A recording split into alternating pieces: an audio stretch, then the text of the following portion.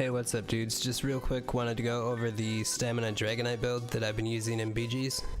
So this is going to be a 5-5-2 setup with a dual wield and 2H. So our first set, we're going to have 5-piece New Moon. So this is a 9-trait crafted set found in Southern Elsewhere, and that's going to give us weapon crit, weapon damage, physical penetration, and more weapon damage. But this is also going to increase the cost of your active abilities by 5%.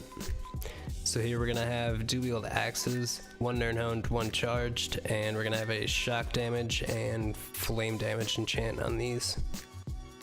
And our back bar is going to be a 2-handed New Moon axe and just running poisons on these. So for the body, we're going to have 5 medium and 2 heavy with 4 pieces of impen and 3 well fitted. The helmet and shoulders are going to be medium Engine Guardian. So the Engine Guardian 1 piece is going to give you health recovery, and 2 piece, when you use an ability, you have a 25% chance to summon a Dwemer to restore either stam, mag, or health to you every half second for 6 seconds. For the chest, we're going to have a heavy New Moon, medium Engine Guardian shoulder, and the waist is going to be a medium Deadly Belt, which is the last set we're using. So the Deadly Strike set you can get in Cyrodiil from Bruma, or you can get it from Guild Traders.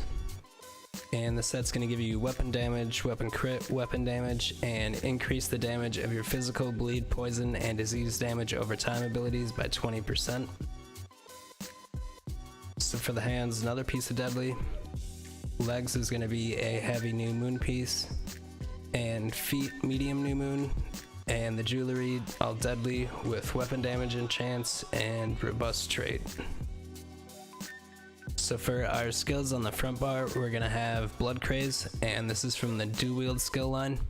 This is going to do a little bit of upfront damage, but mainly there for the bleed, and you're also going to heal while the dot is active. Venomous Claw, which is from the Ardent Flame Tree. And this is going to be kind of similar to the Blood Craze, except we're dealing poison damage, and this is going to deal more damage the longer it's active, and enemies hit by the initial hit are afflicted with the poison status effect. And we're going to have Resolving Vigor for the self-heal.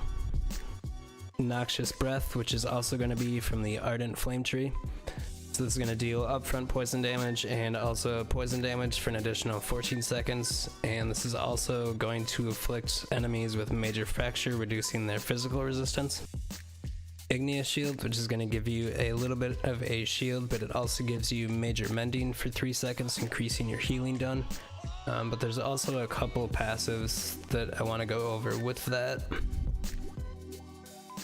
Which is going to be Mountain's Blessing. When you cast an Earth and Heart ability, you and your group gain minor brutality for 20 seconds, increasing your weapon damage by 10%. And also generate 3 ultimate. And the Helping Hands. When you cast a non-stamina costing Earth and Heart ability, you restore 990 stamina. So that's really helpful having that skill. And also wanted to go over this passive, if I can find it. Combustion. When you apply burning to an enemy, restore 500 magicka, and when you apply poison to an enemy, restore 500 stamina. So that's the reason for the flame enchant on the front bar on the charged weapon. And for the ulti, we're going to have Corrosive Armor. So that's going to limit incoming damage to 3% of your max health and deal poison damage to nearby enemies for 12 seconds.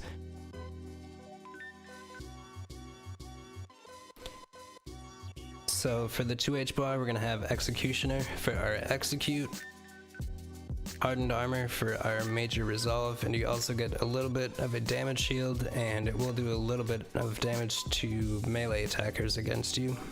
Rally to get our major brutality for our weapon damage, and also the burst heal. Shuffle, so this is going to give us major evasion, decreasing damage from area attacks by 25% for 20 seconds, and will also remove and give us a short immunity to immobilizations and snares. And Dizzying Swing, this is going to be kind of our stun and just our main go-to kind of DPS when all of our dots are up. And for our ulti, we're going to have Take Flight.